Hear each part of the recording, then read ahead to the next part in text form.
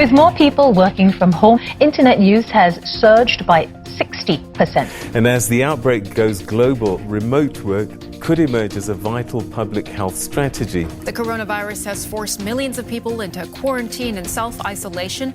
That means millions of people are working from home, some for the first time. Why is the corporate world playing catch up now? And will the coronavirus pandemic lead to permanent changes in the way we work? The beginning of the pandemic was a huge shock to the system. Suddenly, our daily routines were upended. Our lives were turned upside down. Some businesses were forced to close entirely. Others made a rocky transition to remote work. Schools grappled with the best way to keep students engaged with online learning. There were countless challenges. And while the experience has been incredibly painful for most everyone, it has also, strangely, given us an opportunity, whether we wanted it or not, to test what works and what doesn't in a socially distanced world. And the unwanted experiment we've all endured has perhaps surprisingly taught us some things that we'll likely find useful in post-pandemic life. Some businesses found that remote work was actually better for their bottom line.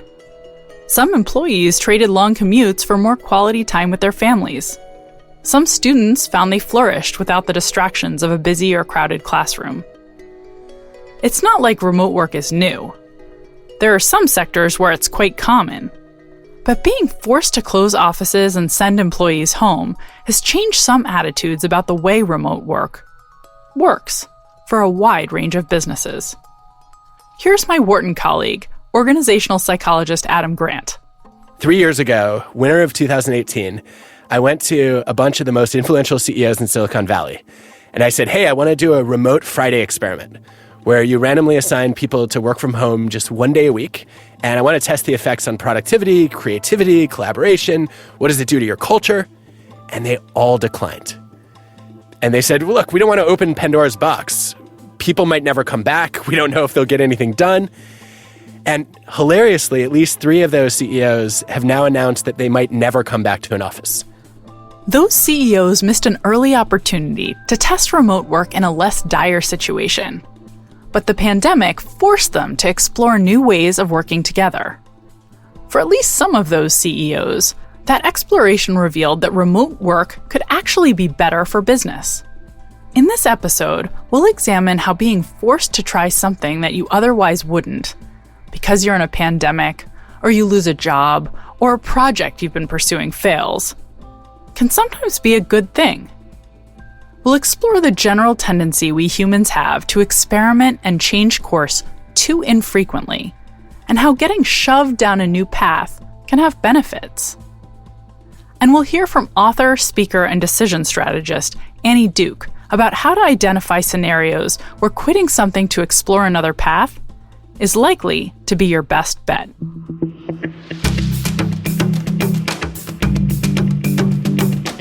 I'm Dr. Katy Milkman, and this is Choiceology, an original podcast from Charles Schwab.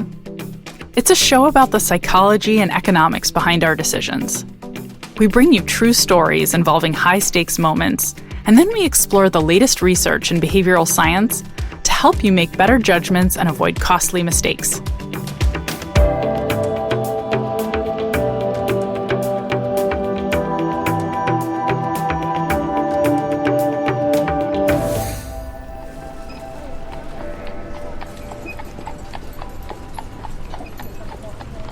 It's 1856, London, England.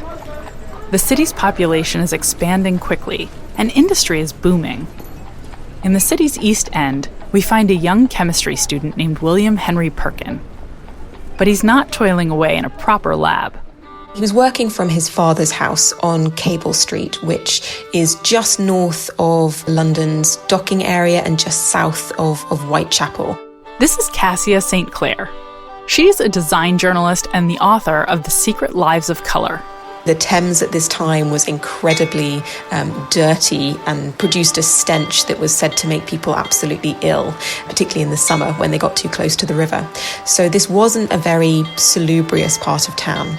But his father was relatively prosperous and had a big house on Cable Street. in this not very nice area. We spoke with Kassia about William Perkin, who is determined to create a synthetic version of a substance called quinine, or as the Brits say, quinine. And so quinine was a substance that was extracted from a tree native to South America and that was used as a treatment and a preventative for malaria. It was incredibly expensive. It was costing the East India Company something like £123,000 annually to get hold of this stuff, and there simply wasn't enough of it. The British Empire extended across much of the world at this point in history, and malaria was a growing problem for these British colonial armies. Clearly, if someone could come up with a synthetic alternative, that would have been immensely valuable and profitable for the creator. And this was something that appealed to William Perkin, aged 18, when he was beginning to think about what his career might look like and how he might make his fortune. And the branch of chemistry that he found particularly interesting and that he thought might provide the answer for synthetic quinine was looking at byproducts of coal tar. This was a kind of sludgy waste product of gas lighting. There was an awful lot of it about. It was relatively cheap, and already it had been proven to contain or to give access to a lot of very interesting chemicals and just interesting byproducts. And it was from coal tar that William Perkin hoped that he might find a synthetic alternative or version of quinine. William was a student at the Royal College of Chemistry and worked under the well-respected professor August Wilhelm von Hofmann. Professor Hofmann was not a man who was afraid of stating his opinions. And so there was quite a lot of pressure on, this young man, William, to come up with the goods, or to at least have persevered and to really had a very good stab at creating quinine, which was, after all, was this possibly immensely profitable thing to create. So during William's spring break in 1856, the experiments continued despite his rather rudimentary home laboratory. He considered the equipment that he was working with very, very basic, which isn't surprising given that he was working out of an attic. With regards to the coal tar, this was, relatively cutting edge, and while it was very exciting to people, there was a lot of misunderstanding or gaps in the knowledge of exactly what you were looking for, how you might get there. It was a lot of trial and error, and that's exactly how he describes it in his later accounts. He goes back and forth, he tries different things, he's very experimental and intuitive in the way that he works. So what he was looking for was a colourless liquid, and this was his goal. And on this particular morning, he was, working on various methods when one of his experiments yielded, rather than this sort of colourless quinine, it gave him a reddish powder, which intrigued him. And he wondered whether, if he repeated the experiment that had resulted in the reddish powder with a kind of simpler and purer base, he wondered what might happen. So he did so and ended up with not a reddish powder and not a colourless quinine, but instead a black powder. A black powder was essentially the opposite of what he was trying to achieve. But something about it intrigued William Perkin. A lot of people, a lot of scientists might have thrown this away and considered this a bit of a blind alley or a mistake. But instead, he took this black powder and treated it with alcoholic spirits and found that what he was left with was a very bright purple liquid. Again, this was not what he was looking for. He might have just thrown this away and started all over again, but he didn't. He decided that he would do some tests on this bright purple liquid and found to his astonishment that when he dipped in some silk cloth, that what he had created was a really colour-fast, very vibrant purple dye. William's attempts at synthesizing quinine had failed, much to the disappointment of Professor Hofmann. But where others may have seen failure, William saw an opportunity. and he may have been uniquely positioned to do so. Among William's kind of more creative pursuits away from chemistry, he was interested in music, but he'd also dabbled in painting.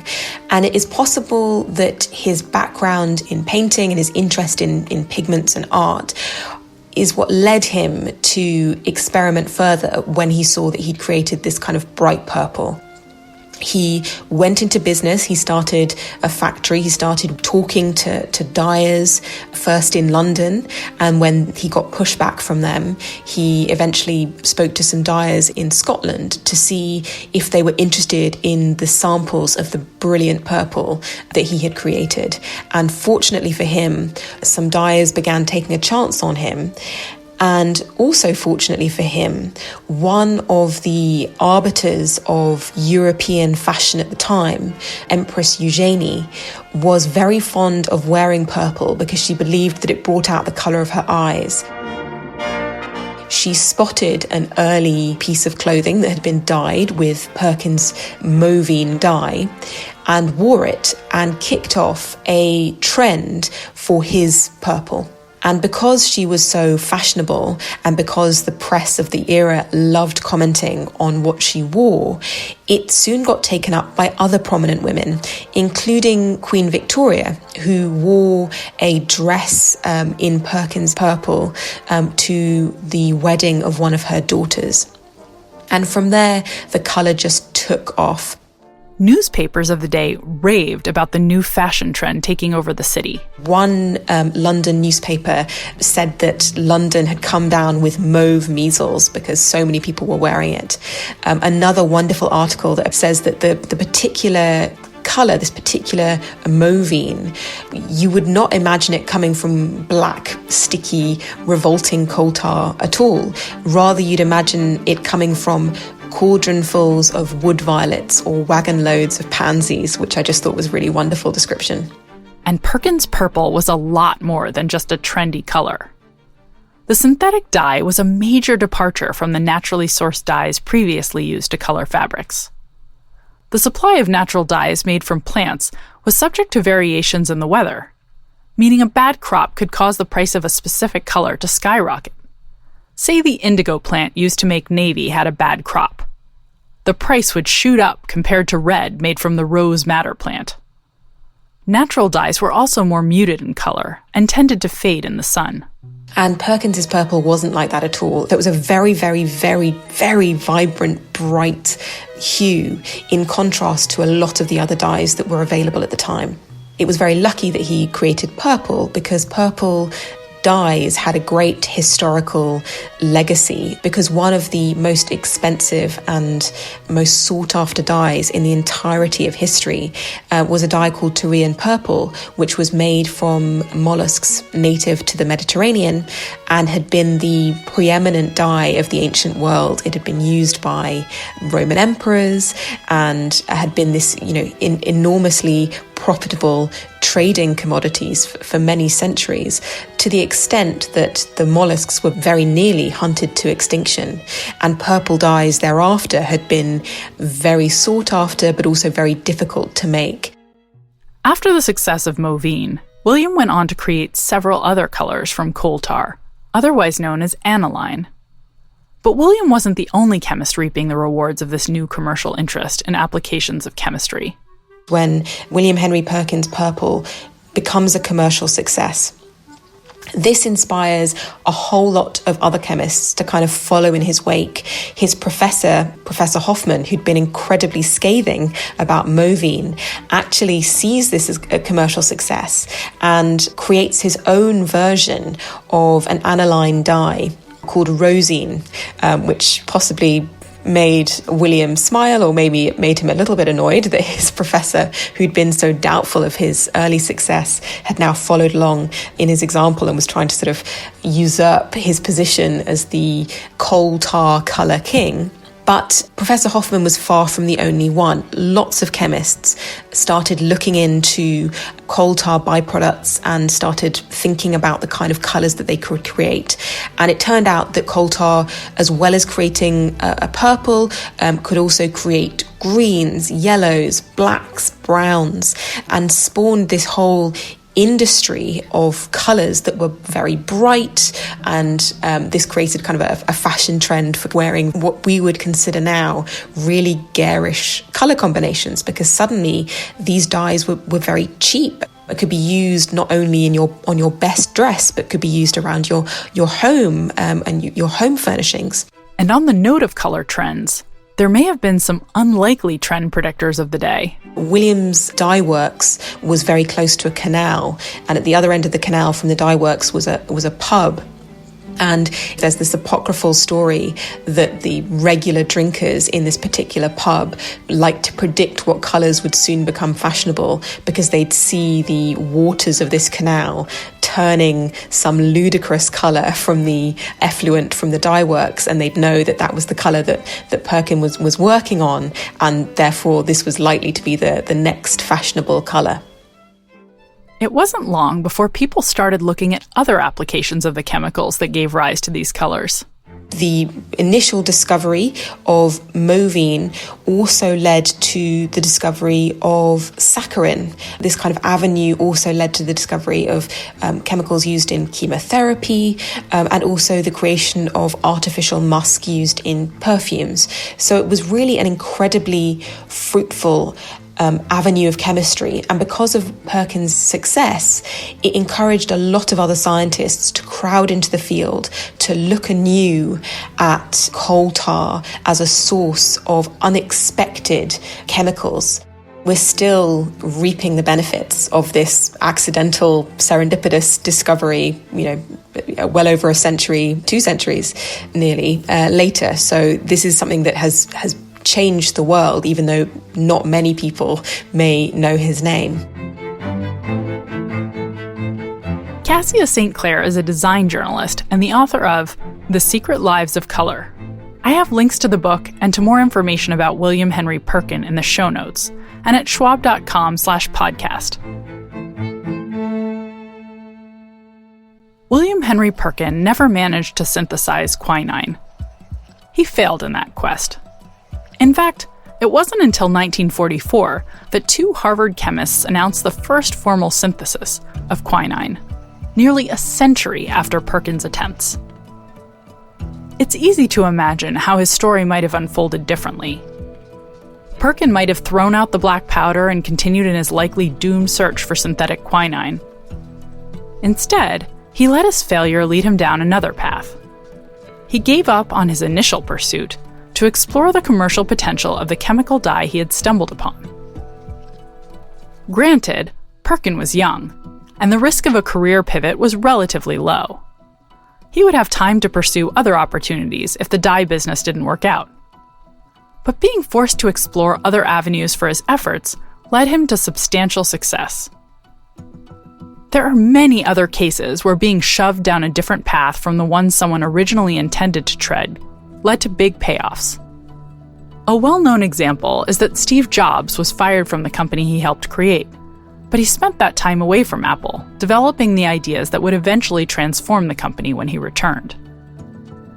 There are lots of examples of this phenomenon in other areas, beyond being fired or failing at a chemistry experiment, particularly in the wake of the pandemic.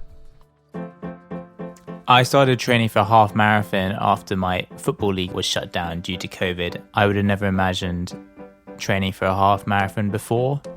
Because of COVID, I couldn't hang out with my friends in person who live in the same town as me. And then once you move to Zoom, you may as well invite friends who live on the other side of the country. Or we reconnected with a friend who moved to Australia a few years ago. So in that way, reconnecting with people without the geographical barrier was such a positive. I'm an avid dancer, and when COVID hit, I was pretty devastated at the idea that I couldn't take my weekly classes. But it turns out I actually dance more now. Not only have I joined Zoom parties with thousands of people and silent discos and video conferences, as silly and cliche as it may sound, I dance for half an hour a day by myself. I put on my favorite song or record of the moment, and I move my body. And if anything, COVID has given me more dance in my life.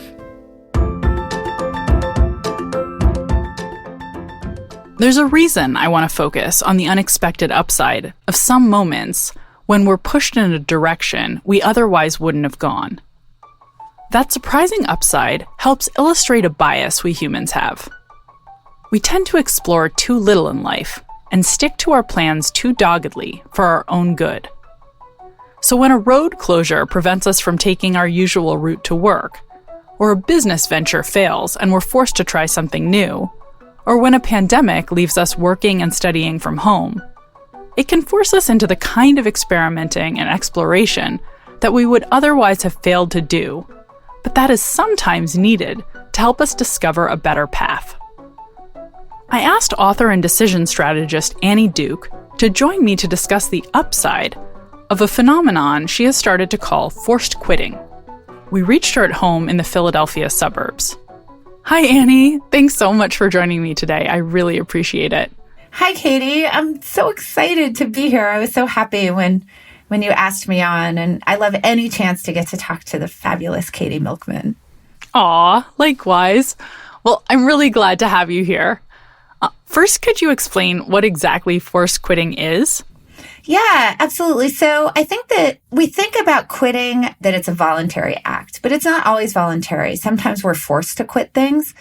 And so like an example would be being fired, right? So we think about it from the frame of someone fired you, but really you were forced to quit what you were doing.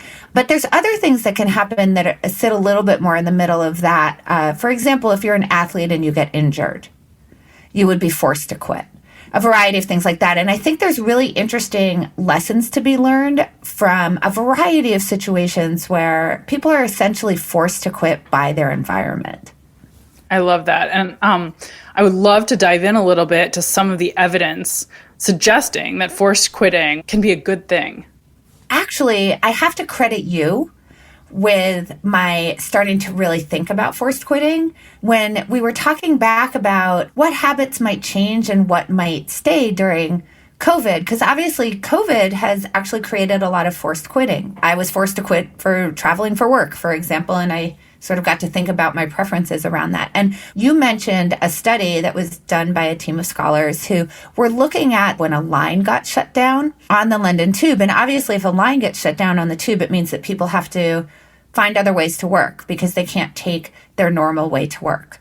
And so you can think about what that forced quitting did was cause some forced exploration. So where people otherwise might not have been exploring other ways to get to work, they're now doing that. So then the question became, all right, well, what happens when that line opens back up?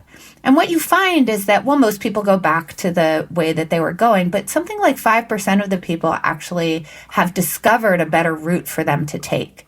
And I think that happens a lot in our lives, that we get forced to do this exploration because we're forced to quit something. And that some percentage of the time you actually get, some high impact, high value, new things to try that you might want to stick to out of it. Yeah, it's so interesting. I'm curious if you have any thoughts on why it is that people don't naturally recognize they should quit and experiment more often, and why it seems like maybe there's an under-quitting phenomenon going on. I've been thinking about this concept of like a GAFT scale. So a GAFT scale would be like, if the butcher put their thumb on the scale in order to try to charge you more, that would be a GAFT scale. And when I think about this issue of quitting versus sort of sticking to the thing that you're doing, this is once we've already committed to the course of action. There is actually so much working against our quitting that the scale is essentially gaffed. That if you think that it's like an even choice, should I quit my job or should I stay in my job, that the fact that thought has kind of gone through your head probably suggests that you should be quitting, because there are so many forces working against your quitting. And there are many. There's endowment. Barry Staw has done such amazing work in escalation of commitment, where he's really shown that there's not just these sunk cost issues, right? That we've put resources into something and then we think those resources should count toward whether we should continue to do it. But there's also issues of internal validity, which would mean, how do I justify the course of action I've already taken if I quit? Doesn't that mean that I made a mistake?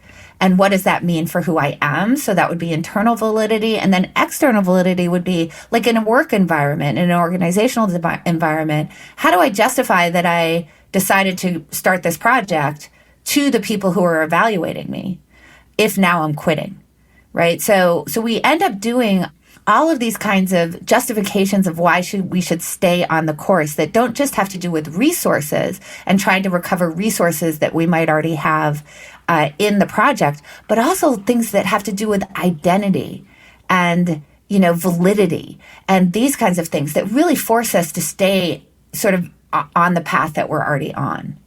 That's really, really interesting. And we've talked a little bit about escalation commitment on past episodes of the show in particular, but you highlighted that the need to quit is broader than the need to break that kind of escalation of commitment. Could you say a little bit more? You said that identity, you think, plays a large role in it. What elements of identity do you think are critical to preventing us from quitting enough? So I think, number one, we become endowed to the decisions that we've already made, right? They become objects that we own, our beliefs, the courses of actions that we've taken. And so that certainly plays into this identity piece. But we can also think about the way we think about the stuff that we do.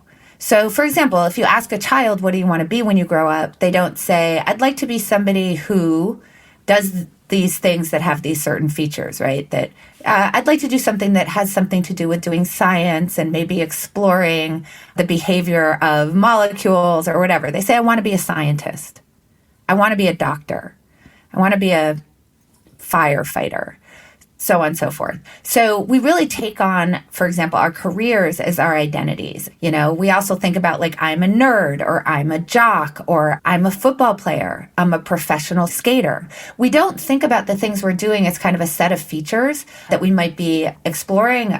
Some of those features we like and some of them don't. We actually take these on as part of our identity, so that if we abandon, it's like we sort of have to abandon part of who we are. And I think you can look at one of the more famous and very early results, in the space, which is Festinger, right? Where you have these people who believe in this cult. And this is kind of who they are, that they believe in this cult. And they believe that the aliens are going to come and save the cult members, but destroy the world. And it's going to happen on a particular date. I should add here, for listeners who may not be familiar, Leon Festinger was a social scientist known for his work studying cognitive dissonance, the uncomfortable state of having competing or inconsistent thoughts, beliefs, or attitudes, which we tend to resolve by abandoning one of those inconsistent beliefs. So this is a belief that they obviously strongly held. This really does become your identity. And so Festinger was asking, what happens when that date comes and the aliens don't come? Do they abandon? And of course, we know that they don't. In fact, they sort of escalate their commitment to the cult. And why is that? Well, it's so wrapped up in their identity. How are they supposed to let this go? And it's like we're all sort of members of a cult in some sense, in the sense that maybe it's I'm a football player. And that's become part of my identity in the same way that it was the identity for the people in the Festinger work, right? Or I'm a doctor, and how do I give that up? Who am I if I leave and go try to do something else? And I think these are very deep problems that work against us actually being willing to switch enough. How can our listeners use these insights about the importance of quitting and the value of being forced to quit to try to make better decisions in their own lives?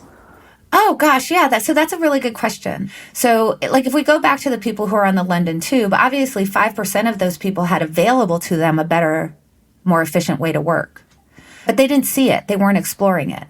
And this is true in a lot of cases. As an example, Mount Everest is littered with people who did not necessarily see their situation clearly, sadly. And I think those people that are on the top of Mount Everest are a very heartbreaking monument to our inability to pay attention to the signals that the world is giving us that we ought to explore a different choice.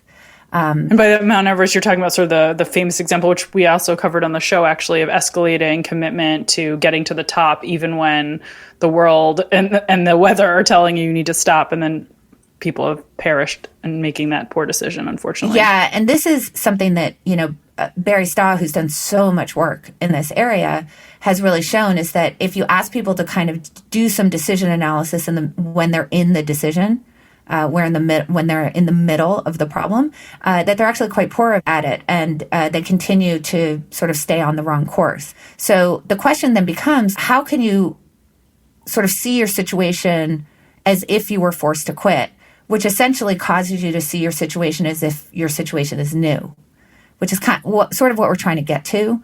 And I think there's two ways to do that. One is in advance of entering into a course of action to really pay attention to sort of writing down and making a plan for what the conditions are under which you would quit. And at what points on the journey, metaphorical or physical, if you're going up Everest, you should stop and reassess. How can I set markers for myself as to when I should actually explore new options and what should cause me to want to redirect? Because if we know that we're not going to be good at that in the moment, it's better to do that beforehand. And that's what the science shows, is that you're better off, if you make some pre-commitments, right? And you sort of think about that landscape absolutely ahead of time. Make a plan for how you might exit. So don't just sort of think about when am I going to reassess and what are the signs that I might want to, but actually if you'll have a plan for what the thing is that you might do instead, that's also really helpful. But then I think the other thing is just that what I think forced quitting shows us is that we don't actually explore enough. It's like when we're dating, we worry too much about whether the person's going to say no. And we imagine, should we go out on this date with this person as if this is someone who you're going to marry, as opposed to just, this is someone who I'm going to go on a date with. And we're so afraid of the things that we might be exploring failing that we set way too high a bar for being willing to explore those. There's opportunity cost neglect, and we don't actually see the other opportunities that are available to us. So one of the things that I think is really helpful that we can sort of take from forced quitting is that we ought to be spending some small percentage of our time exploring. So you have the things that you're sticking with that obviously should be pretty high value, and hopefully you've chosen those really well. But as you're sticking with those things, you should also have some exploratory lines going. So like if we were to apply it to something like dating, for example, most of the people that you date should probably be people that you think that you would really like, but reserve some portion of your dates for people that actually you think would be quite out of type. And that allows you to explore your preferences a lot more. And it's actually a better strategy for dating. I love that example. It's a weird one, but I think it works really well. It's very, very, it's very clear why that might be. Whenever you're taking information and sampling a new space, you want to make sure you don't get too stuck in your ways and that you look outside of the norm. Yeah, exactly. And, and if you think like on an organizational basis, within an organization, why would this be important? Well, because you don't want to be Sony with the Walkman or then the Discman, getting disrupted by Apple with the iPod. I think that this is really a tough problem, right? At some point, you get forced to explore because you've been completely disrupted, but maybe you should be trying to force yourself to explore and try to develop other products prior to you actually getting disrupted by somebody outside. And I think the Sony Discman versus Apple iPod example is particularly interesting because there's actually an evidentiary record of not thinking about, should we be exploring, right? Should we actually be thinking about disrupting ourselves? What's the probability we're going to be forced to quit? So there's a memo within Sony where they say, well, we think that this digital storage thing is probably coming, but we don't want to start developing that ourselves because it will disrupt our core business, which of course was, I have a box that you stick something in and it plays music for you. And think about how odd it is that those two statements live together, right? It's like, I think this is coming. So really what you can translate that to is, I think at some point we might be forced to quit this business, but we don't want to quit the business now. That's basically what they ended up saying. And of course, we know what happened, which was just, of course, they were forced to quit. But then Apple owned that space. So this happens in organizations all the time, too, that they don't have enough exploratory lines open. So fascinating. Annie, thank you so much for taking the time to do this. I really appreciate it. So it's just fascinating. I appreciate you having me. And, I so love that you brought me on to talk literally about my favorite topic right now. Annie Duke is a speaker and decision strategist. She's also the author of How to Decide. I have links in the show notes and at schwab.com/podcast.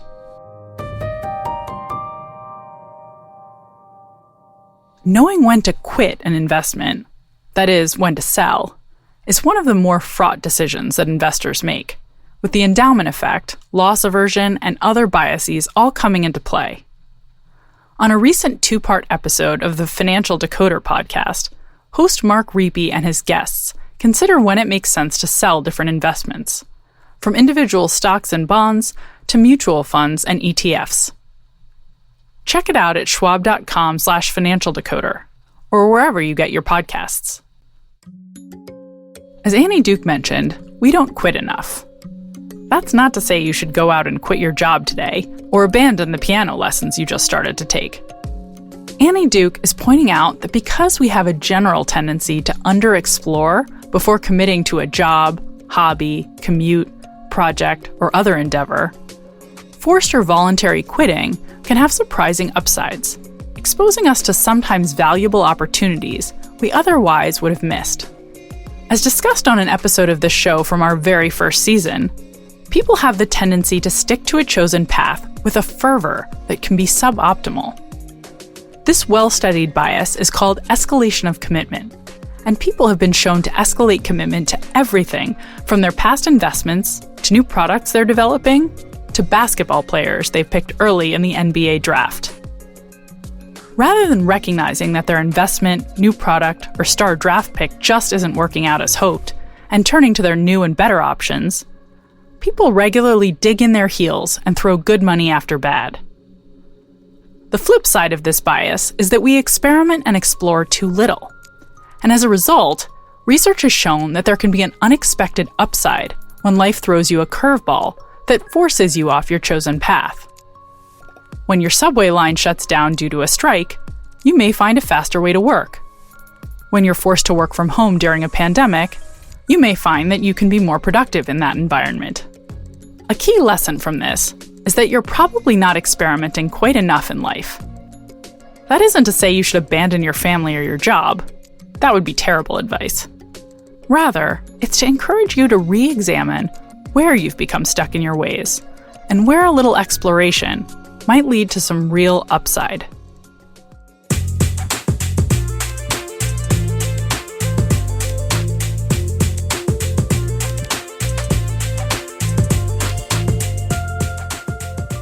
You've been listening to Choiceology, an original podcast from Charles Schwab. If you've enjoyed the show, we'd be really grateful if you'd leave us a review on Apple Podcasts. You can also follow the show in your favorite podcasting app so you don't miss an episode. And if you want more of the kinds of insights we bring you on Choiceology about how to improve your decisions, you can order my new book, How to Change: The Science of Getting from Where You Are to Where You Want to Be, or sign up for my monthly newsletter, Milkman Delivers, at katymilkman.com/newsletter.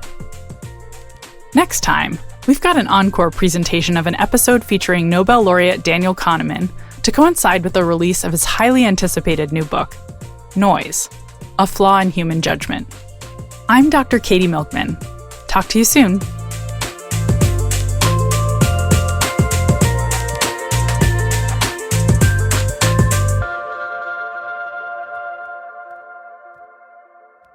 For important disclosures, see the show notes or visit schwab.com/podcast.